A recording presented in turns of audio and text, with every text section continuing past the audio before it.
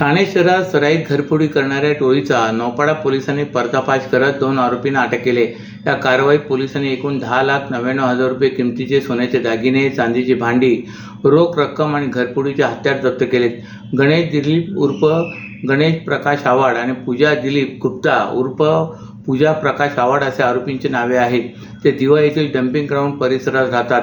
गणेश आणि त्याची आई पूजा हे दोघे मिळून ठाणे शहरात संगनमताने घरफोडा करत असल्याचे तपासात उघड झाले। ठाणे शहरात नौपाडा भागात राहणारे अतुल मराठे यांच्या घरात 13 जुलै रोजी घरफोडी झाली होती। या घटनेची तक्रार मराठे यांनी नौपाडा पोलीस ठाण्यात दाखल केली होती। या तक्रारीच्या आधारावर पोलिसांनी गुन्हा दाखल केला। घटनेचे गांभीर्य लक्षात घेऊन या प्रकरणी सहाय्यक पोलीस निरीक्षक मंगेश भांगे यांच्या नेतृत्वाखाली तपास सुरू केला। घटनास्थळावरील आणि परिसरातील 100हून अधिक सीसीटीव्ही फुटेज तपासण्यात झाले। त्यात एक महिला आणि तिच्यासोबत 2 लहान मुले दिसून येत होती। त्यातील एक लहान मुलीच्या पाठीवरील बॅगमध्ये घरफोडीकरिता लागणारे सामान काढताना दिसून आले। त्यानंतर ठाणे शहरातील तसेच इतर ठिकाणावरील सुमारे 100हून अधिक सीसीटीव्ही फुटेज तपासले असता आरोपी महिला ही सराईत गुन्हेगार असल्याचे निष्पन्न झाले। आरोपीकडून 100 ग्रॅम सोन्याचे दागिने, 2.5 किलोग्रॅम चांदीची भांडी व दागिने आणि 40,000 रोख रक्कम तसेच घरफोडीचे हत्यार असा मुद्देमाल पोलिसांनी हस्तगत केला आहे।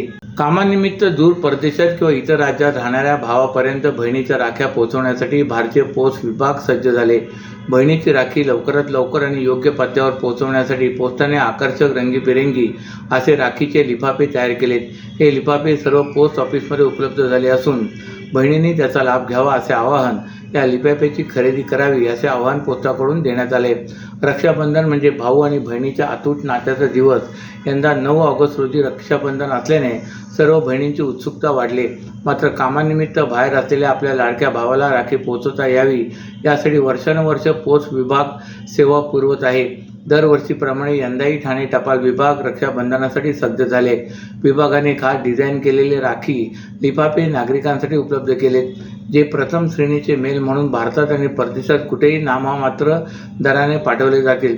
पोस्टाने हे लिफाफे रक्षाबंधनासाठी खास न फाटणारे वॉटरप्रूफ सील्ड असे उपलब्ध केलेत। या लिफाफ्यामध्ये रंगीबेरंगी आकर्षक असे लिफाफे उपलब्ध करण्यात आलेत। कव्हर व राखीची डिझाईन छापण्यात आली असल्याची माहिती डाकघर विभागाचे प्रवर अधीक्षक श्री नरेंद्र बाबू यांनी दिले। राखी लिफाफे सोयीस्कर आकारात उपलब्ध आहेत। सहज सील करण्यासाठी पील ऑफ स्ट्रीप सीलची सोय देखील करण्यात आली। या राखी लिफाफ्याची किंमत GST सह प्रति लिफाफा 12 रुपये इतकी आहे। हे राखी लिफाफे संपूर्ण भारत आणि परदेशात स्पीड पोस्ट आणि नोंदणीकृत पोस्ट सेवाद्वारे पाठवले जाऊ शकतात। राखी योग्य त्या पत्त्यावरच लवकरात लवकर पोहोचवण्याकरिता पोस्ट विभागाचा हा प्रयत्न आहे। माझं नाव प्रियंका येवले, ठाण्यामध्ये राहते, पण माझा भाऊ खूप लांब राहत असल्यामुळे मला त्याला राखी पाठवायची आहे। आपल्या पोस्टामध्ये नवीन स्कीम आलेली आहे रक्षाबंधनच्या लिफाफ्याची। मी त्याच्या थ्रू माझ्या भावाला राखी पाठवणार आहे। खूप छान वाटली आणि लिफाफा पण खूप छान आहे, त्याच्यावर रक्षाबंधनचं चित्र पण आहे, त्यामुळे ते पाठवण्यासाठी सुंदर आहे। जनार्दन होडे, रक्षाबंधन येते आता, राखी घ्यायला मी इथे आलेलो आहे। आता कुरिअर बहिणीने पाठवलं चिपळूणवरून, आता मी या ठिकाणी आलो आहे। जर मला कुठे पाठवायचं झालं तर मी या पोस्टात येतो। Register, speed post, normal post आपण इकडनं करू शकतो। गुजरात झालं, चेन्नई झालं, ज्या ठिकाणी पाठवता येईल तिथे पाठवू शकतो आपण। आणि आता ह्या ठिकाणी IT 2.0 नवीन सिस्टम अपडेट केलेली आहे पोस्टाने, अजून फास्ट होईल। ठाणे शहरातील घोडबंदर रस्त्याची अत्यंत वाईट अवस्था आहे। या मार्गावरील खड्ड्यामुळे वाहतूक कोंडी होत असून त्याचा फटका या मार्गावरून प्रवास करणाऱ्या नागरिकांना बसतोय। या खड्ड्यांच्या मुद्द्यावरून संबंधित विभागावर टीका होत असतानाच मनसे नेते अविनाश जाधव यांनी आज गायमुख घाट परिसरात जाऊन रस्त्यावरील खड्ड्यांचा आकार मोजला। उपमुख्यमंत्री, परिवहन मंत्री, वनमंत्री असे 3 मंत्री ठाण्यातले आहेत, तरीही घोडबंदर रस्त्याची ही अवस्था का, असा संताप त्यांनी व्यक्त केलाय। तसेच या सर्व मंत्र्यांनी एकत्र बसून निर्णय घ्यावा अशी मागणी त्यांनी केली। मनसेचे नेते अविनाश जाधव यांनी आज घोडबंदर रस्त्यावर पाहणी दौरा केला। यावेळी घोडबंदर परिसरातील अनेक समस्यांची पाहणी केली। या पाहणी दरम्यान ते म्हणाले की घोडबंदर रस्त्याला एक मायबाप नाही, अवघ्या 10 ते 12 किलोमीटरचा रस्ता सार्वजनिक बांधकाम विभाग, MMRDA आणि ठाणे आणि मीरा भाईंदर महापालिका, वन विभाग अशा अनेक विभागांच्या अखत्यारीत येतो. त्यामुळे कामाची जबाबदारी कुणावर आहे हे स्पष्ट होत नाही. परिणामी नागरिकांना हाल सोसावे लागत आहेत. तसे राजकीय नेते नेहमी म्हणतात की हजारो कोटींचा निधी आणला, पण रस्ते पाहता ते काहीच दिसत नाहीत. केवळ आकड्यांची गोष्ट करून ठाणेकरांची फसवणूक होते, असेही जाधव म्हणाले. त्यावेळी जाधव यांनी वन विभागावरही रोष व्यक्त केला आहे. 25 फूट जागा रस्त्यासाठी हवी आहे, ती दिल्यास रस्ता रुंद होईल, मात्र वन विभाग परवानगी देत नाही. अनधिकृत झोपडपट्ट्या आणि हॉटेलांना मात्र परवानग्या मिळतात. हा कोणता नियम आहे, असा सवालही त्यांनी उपस्थित केला आहे. महाराष्ट्रातील भगिनींना आधार देणारी राज्य शासनाची मुख्यमंत्री माझी लाडकी बहीण योजना. या योजनेअंतर्गत अल्प उत्पन्न गटातील 21 ते 65 वयोगटाच्या भगिनींना मिळणार दरमहा 1500 रुपयांची मदत. अर्ज करण्यासाठी 31 ऑगस्ट 2024 पर्यंत मुदतवाढ. कुटुंबाचं वार्षिक उत्पन्न 2.5 लाख रुपयांपेक्षा कमी असलेल्या महिला पात्र. कुटुंबाकडे पिवळं किंवा केशरी रेशन कार्ड असल्यास उत्पन्नाचा दाखला आवश्यक नाही. पांढरं रेशन कार्ड असेल किंवा रेशन कार्ड नसेल तर कुटुंबाचं वार्षिक उत्पन्न 2.5 लाखांपेक्षा कमी असल्याचा दाखला आवश्यक.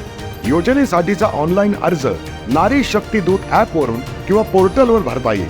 ज्या भगिनींना ऑनलाईन अर्ज भरता येत नसेल त्यांच्यासाठी अंगणवाडी, ग्रामपंचायत, वॉर्ड ऑफिस, सेतू सुविधा केंद्रामध्ये किंवा आशाताई बचत गटाच्या CRP यांची मदत उपलब्ध. आता आपल्याला अभिमानानं म्हणता येईल, सुखी आणि सुरक्षित आहे माझी लाडकी बहीण. श्रावण महिन्यात अनेक जण मांसाहार करत नाही. या महिन्यात अनेक जण उपवास करतात. यामुळे श्रावण महिना सुरू होण्याआधी येणाऱ्या आषाढ अमावस्येला अनेक जण गटारी साजरी करतात. मटण, चिकन, मासे अशा मांसाहारी पदार्थावर ताव मारण्याबरोबरच मद्याचे सेवन केले जाते. या पार्टीनंतर अनेक जण मद्याच्या नशेत वाहन चालवित असून यामुळे अपघाताचा धोका वाढत असतो. या पार्श्वभूमीवर ठाणे पोलिसांनी केलेल्या तपासणीत 111 वाहन चालकांना गटारी पार्टी करणे महागात पडले. श्रावण महिन्यात महिनाभर मांसाहार करण्यात मिळणार नाही म्हणून अनेक जण श्रावण महिना सुरू होण्याआधी येणाऱ्या आषाढ अमावस्येला गटारी साजरी करतात. यंदा 23 जुलै रोजी आषाढी अमावस्येनिमित्ताने अनेक जणांनी गटारी साजरी केली.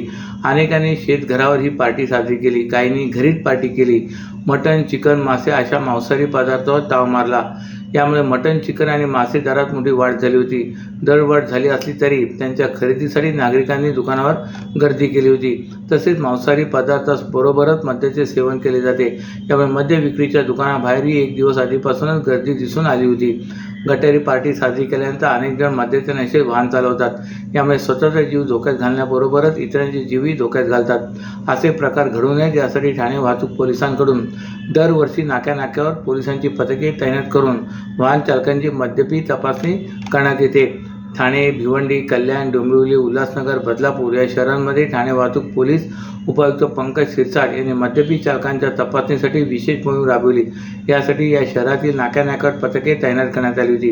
ही पथके श्वास विश्लेषक यंत्राद्वारे वाहन चालकांची तपासणी करत होती. या कारवाईत एकूण 111 वाहन चालकांवर कारवाई करण्यात आली आहे. ठाणे महापालिका क्षेत्रातील मौजे शीळ येथील अनधिकृत बांधकामांच्या पाणी पुरवठ्याबाबत मान्य उच्च न्यायालयामध्ये दाखल असलेल्या याचिकेच्या सुनावणी दरम्यान अनधिकृत बांधकामांना होत असलेल्या पाणी पुरवठ्याच्या अनुषंगाने तपास करण्याचे आदेश मान्य उच्च न्यायालयाने ठाणे महापालिका आयुक्त सौरभ राव यांना दिलेत. मान्य उच्च न्यायालयाने दिलेल्या आदेशाच्या अनुषंगाने पूर्तता होण्याच्या दृष्टिकोनातून आज पाणी पुरवठा विभागाच्या संबंधित अधिकाऱ्यांची तत्काळ बैठक आयुक्तांच्या दालनात आयोजित करण्यात आली होती.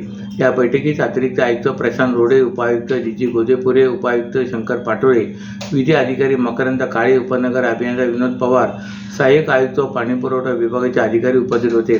सदर बैठकीमध्ये अनधिकृत बांधकामांना पाणी पुरवठा दिला असल्यास त्याची कागदपत्रे तपासण्यात यावी व बांधकाम अवैध असल्यास नळ संयोजन तात्काळ खंडित करण्यात यावे. त्याचप्रमाणे महापालिकेच्या जलवाहिनीवरून अवैधरित्या नळ संयोजन घेतले असल्यास ते तात्काळ खंडित करावे. तसे यापुढे पाणी संयोजन देत असताना महापालिकेच्या बांधकाम परवानगीशिवाय कोणत्याही अनधिकृत बांधकाम नळ संयोजन दिले जाणार नाही याबाबत दक्षता घेण्यात यावी व यापूर्वी जी नळ संयोजने दिली आहेत ती तात्काळ खंडित करण्याचे आदेशही आयुक्तांनी संबंधित बैठकीत दिले आहेत.